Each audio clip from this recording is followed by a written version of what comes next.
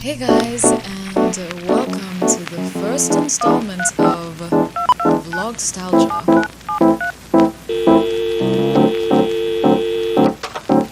So this new series is my attempt to utilize the a million bajillion videos that I have filmed documenting my life as a slowmad, as a polyglot, as a person in an international relationship. Also, it's to try and give an extra layer to the vlog experience, because sometimes we watch vlogs and it feels so beautiful because essentially we're all romanticizing our lives, right? We're showing you the good part. I think we're also trying to make our own memories better, for lack of a better word. For example, I was editing my wedding photos. They're so beautiful and I look so happy in them. But at the time, it was raining and I was miserable and I wanted to leave so badly. I did not want to take pictures and I almost gave up on taking pictures, but I took them anyway for the memories. But like, the memory is not fully real, because when I look at the photos, I get all of this positive, loving, happy feelings. And I'm like, oh my God, yes, I'm so glad I captured the moment. But the moment was miserable, you know? In this series, I am going to talk about what was really going through my head and reflect on growth and philosophy and all of that along the way.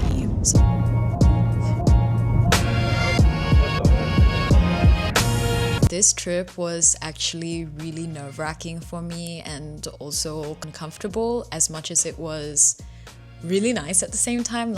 I ended up having a great time. It was my first time to Taiwan, but also it was the first time I was meeting my current husband's family, and there was a lot of drama around that. Anybody who has dated internationally knows, especially with an Asian, knows how scary it can be to be a foreigner and meet family. And it's not only that, it's also we weren't living in Taiwan, we're living in Sweden, which means that there aren't as many opportunities for people to get used to the idea that Kai is dating me or even be like in the loop, because he's not the greatest communicator either. And there was just a lot of miscommunications and uncomfortable conversations going on. Like, you know, we also love to gossip. Like, as people, we love to gossip, and you know, it got to a stage where Kai's family, or like his sister, wasn't even sure she wanted to go, because I don't know, they didn't think it was a good idea for me to come back with him during a family holiday, because it was around Chinese-Jamaican time. Okay, so we came into the most magical little, I don't even know what to call it. I mean, it's an old house, but it's like a little nook, little cottage in the middle of where you would not think it is. And I saw pictures of it a long time ago, but it is completely above our expectations. Everyone is so impressed with it. And I have to show it to you. Essentially, I feel like I could just never leave. Everything is decorated, every small detail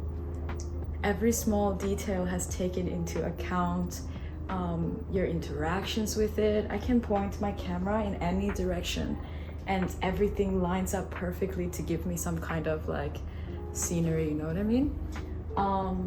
There's also a really cool area for kids with a long table and a lot of art stuff. I had brought watercolors and paintbrushes and speaker, and everything is already here. The speaker, Bose speaker is right here. There's a projector, there's TVs in different areas. I don't think there was anything that I needed to prepare. There's a coffee grinder, clean, already filtered water, different types of coffee, different type of teas, and the owner of the house already gave us like an extensive tour of the place and explained every tiny detail. So you can look forward to that if you come here as well. That's so cool! You like it?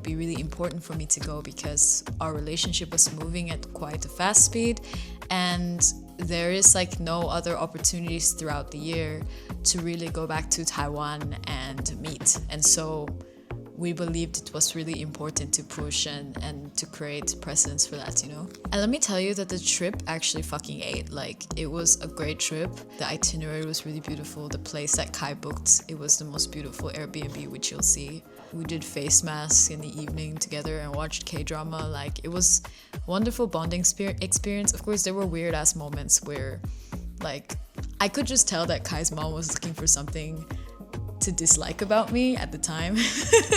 Because, you know, like figuring out, what part of you is not good enough for my son? Which is natural, I guess. It ended up being a really good trip.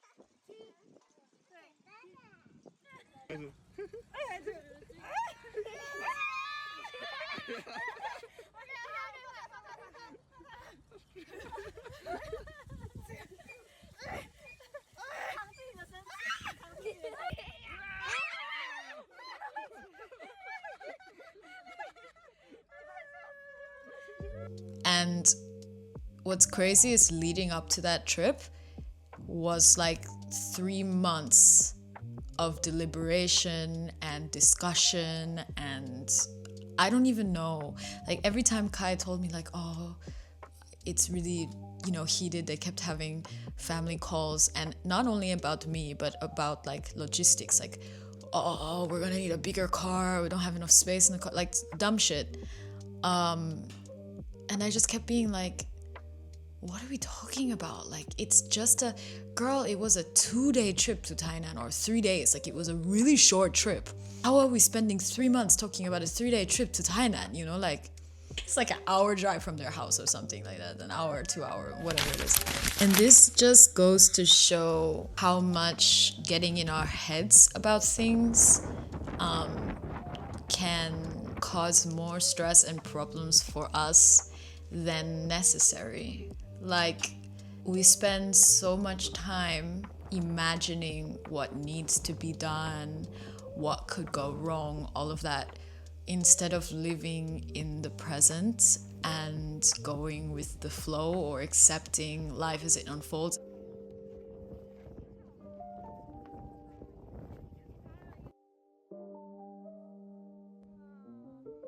Nothing is wrong with being detailed, and I'm very grateful for the detailed planners in my life, because I am very much an unplanned hurricane. But I notice this every time. Like, this is something that I think I've learned most in the last 2 years or so.